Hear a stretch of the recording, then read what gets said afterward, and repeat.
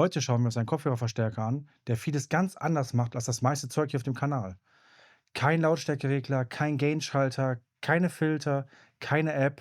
Einfach nur eine Kiste, die ein Signal nimmt und deinen Kopfhörern gnadenlos Leistung liefert.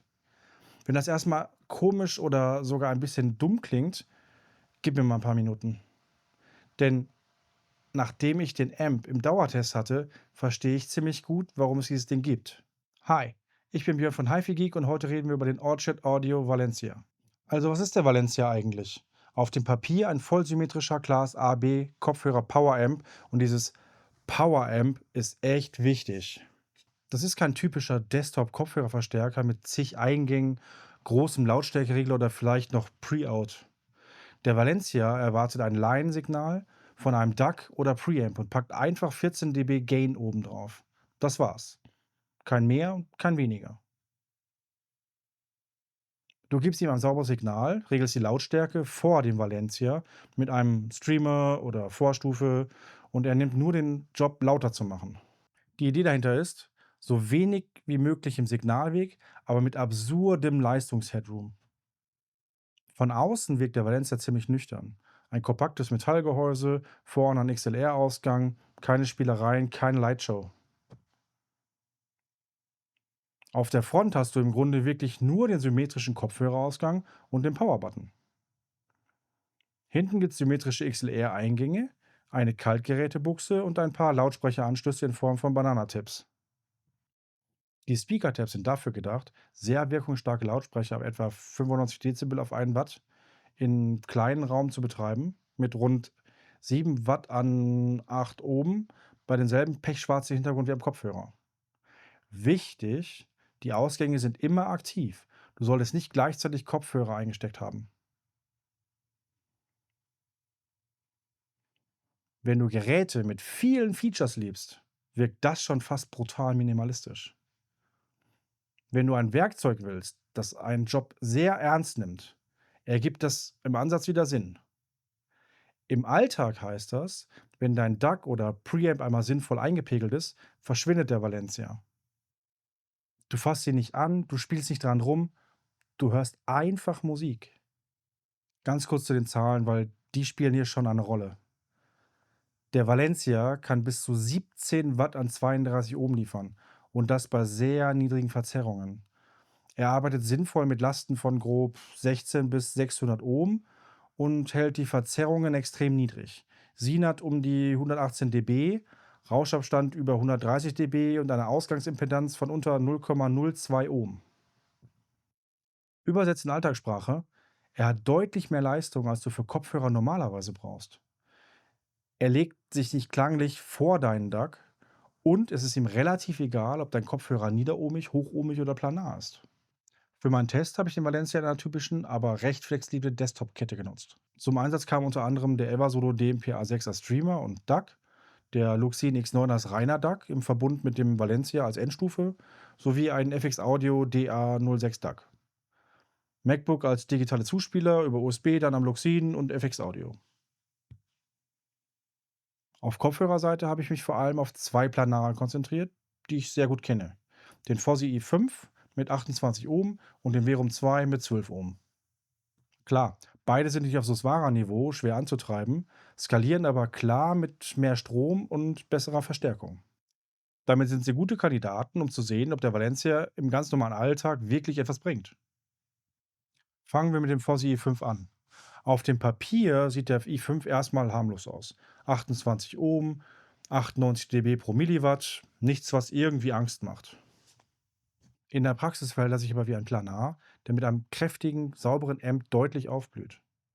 Mit schwächeren Amps bekommst du zwar Lautstärke, aber Bühne und Dynamik wirken etwas zusammengedrückt. Der Bass weicher und der Grobdynamik-Punch ist nicht so überzeugend.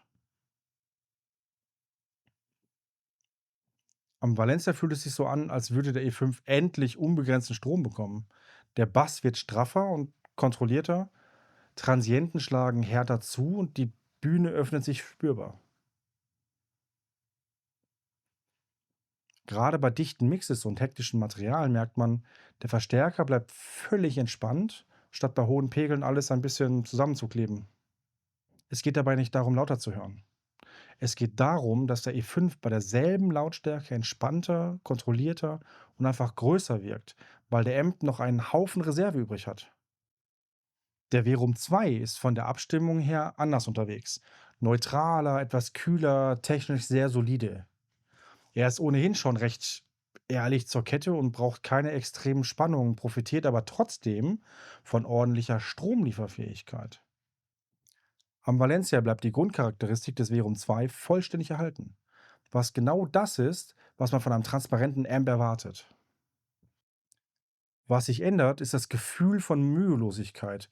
Schnelle Riffs, Kickdrums, komplexe Passagen, der Verum bleibt völlig souverän. Der Bass wirkt griffig, ohne übertrieben zu werden, und feine Details bleiben selbst dann stabil, wenn es richtig zur Sache geht. Wenn du den Verum nutzt, um Mixe zu beurteilen oder einfach sehr analytisch zu hören, ist dieses kein Drama, keine Kompression halt Gold wert. Auch hier, der Valencia versucht nicht, den Kopfhörer zu reparieren oder zu färben. Er lässt ihn einfach auf einem sehr hohen technischen Niveau das machen, wofür er gebaut wurde. Also, wie klingt der Valencia selbst? Die kurze Antwort: größtenteils nach gar nichts.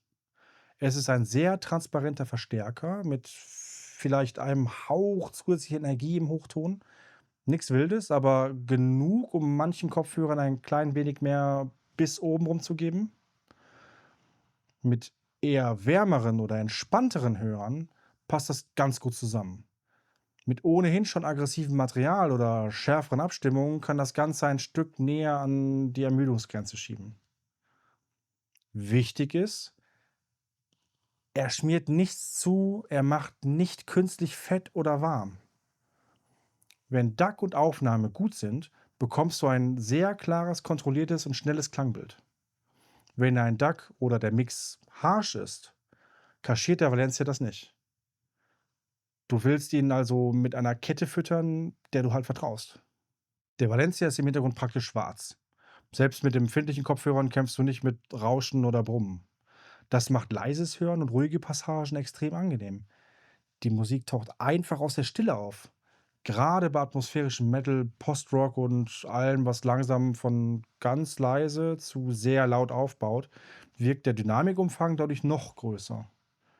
Der Kontrast zwischen nichts und volle Kanne fühlt sich einfach intensiver an. Aber kommen wir zum offensichtlichen Haken. Es gibt keinen Lautstärkeregler am Gerät. Das ist kein USB rein, Lautstärke hochdrehen und fertig Amp. Du brauchst einen ordentlichen DAC oder Preamp davor, der dir ein sauberes, regelbares Signal liefert. Und weil der Valencia so viel Power mit festem Gain hat, wird deine Lautstärkeregelung vor dem Amp extrem wichtig. Sowohl klanglich als auch für den Alltag. Wenn du gewohnt bist, einfach am Amp zu drehen, fühlt sich das im ersten Moment irgendwie so ein bisschen ungewohnt an. Du musst deine Kette und deine Bedienung einfach noch mal neu denken. Wenn du aber mit der Trennung Vorstufe und Endstufe auch im Kopfhörer-Setup etwas anfangen kannst, ergibt das Konzept plötzlich Sinn. Aber das ist definitiv kein Gerät für jeden. Und ganz ausblenden kann ich das Thema Preis im Verhältnis zum Innenleben auch nicht. Wenn man sich Fotos vom Innenaufbau anschaut, wirkt das sehr clean und ziemlich minimalistisch. Viele werden da automatisch denken, ganz schön viel Geld für relativ wenig Hardware. Und ja, ich verstehe das. Es erzeugt schon eine gewisse Spannung zwischen den Messwerten und dem, was man optisch als Gegenwert irgendwie erwartet. Technisch liefert der Amp Leistung, Rauschen, Verzerrung, alles auf einem sehr, sehr, sehr hohen Niveau. Emotional bleibt aber das leichte dafür ist er schon ganz schön sehr puristisch. Für mich gehört das einfach zu einem ehrlichen Fazit dazu. Klanglich und messtechnisch absolut stark, optisch und im Feature-Set für den Preis sehr reduziert. Also, für wen ist der Valencia geeignet? Ich sehe ein paar klare Szenarien.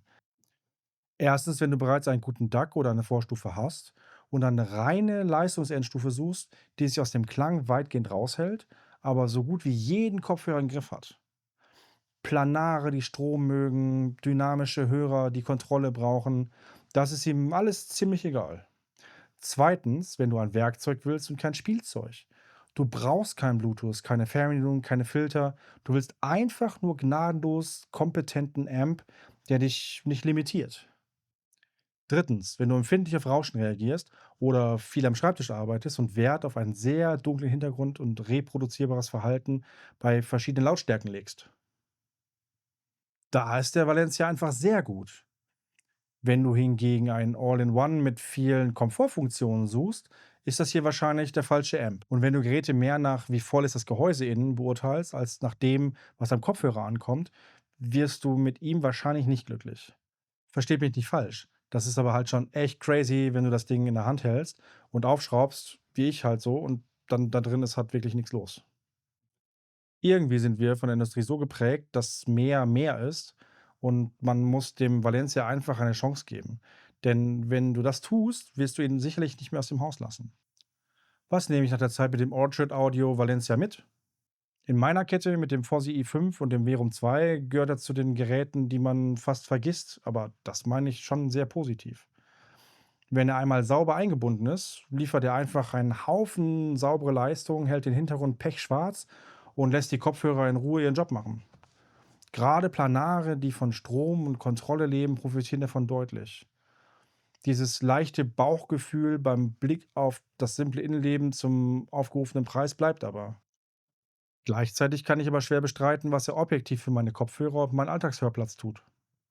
Wenn du zur Zielgruppe gehörst, ist der Valencia ein sehr ernstzunehmender, sehr fähiger Kopfhörer-Power-Amp. Wenn nicht, wirkt er wahrscheinlich wie ein kompletter Overkill. Das war mein Blick auf den Orchard Audio Valencia. Wenn ihr Fragen zum Amp, zu meiner Kette oder zu den Kombinationen mit dem Fosi i5, dem Verum 2 habt, schreibt sie gerne in die Kommentare. Parallel zum Video gibt es auf meiner Website auch noch einen ausführlichen Review mit mehr Zahlen, Messdaten und Details zu meinem Setup. Wenn ihr tiefer in die Technik eintauchen wollt, schaut da auf jeden Fall mal vorbei. Wenn euch das Video geholfen hat, lasst gerne ein Like da und abonniert den Kanal.